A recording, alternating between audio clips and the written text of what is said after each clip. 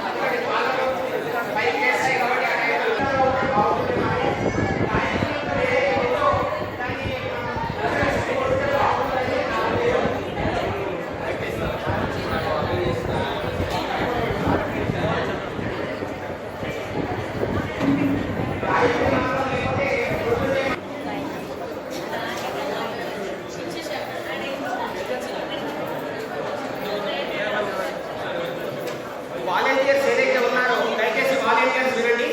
ప్రతి 2 లైన్లకు అటకోరు నెయ్యి పట్టుకొని నించోండి. ప్రతి 2 లైన్స్